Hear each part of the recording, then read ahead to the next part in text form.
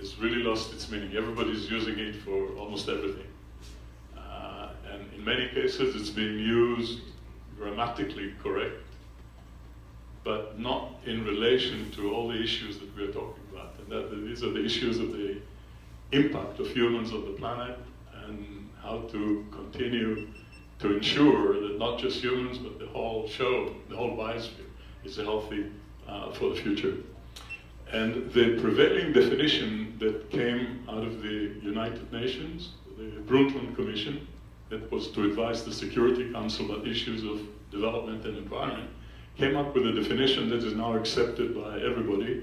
And the definition said that sustainable development is development that takes care of current needs without jeopardizing the needs of future generations. So in the face of it, it's look great. It makes sense. But when you think about it a little deeper, you realize that it's very difficult to operationalize it. It really has no meaning. What does it mean taking care of future generations, other than expressing some good, really good intention?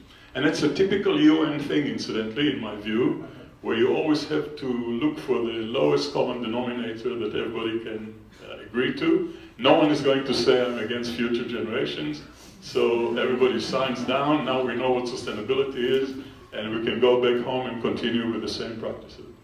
Now, if you give it some thought, that issue of sustainability, you'll realize very quickly that it has to do with a particular kind of balance in an interaction of a population and the carrying capacity of its environment. It can be any population, any environment. It can be amoeba in a petri dish, or lions in the savannah, or elephants in their habitats, or humans on the planet.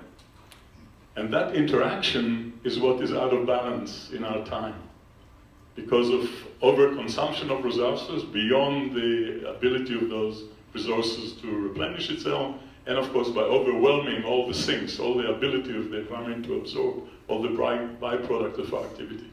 So the definitions that we came up with is as follows. Sustainability is a dynamic equilibrium. Dynamic equilibrium, it's not the static state that you reach once and for all. Dynamic equilibrium in the interaction of a population and the carrying capacity of its environment, such that the population can develop to express its full potential. You don't put any preconceived kind of limits, only one, so the population develop to express its full potential without compromising, if you like, without irreversible adverse impact on the carrying capacity of the environment upon which it depends.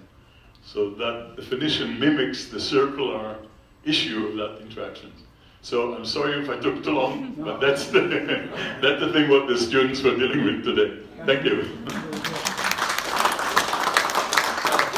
You can see how fortunate we are to have people like Michael and Jim and others. You'll find out tomorrow. This is the level of quality and excellence that we induct into our Hall of Fame. And we've got some new ones this year, and we'll learn more about that tomorrow. But you know, that's exactly what that young lady recited back, word for word.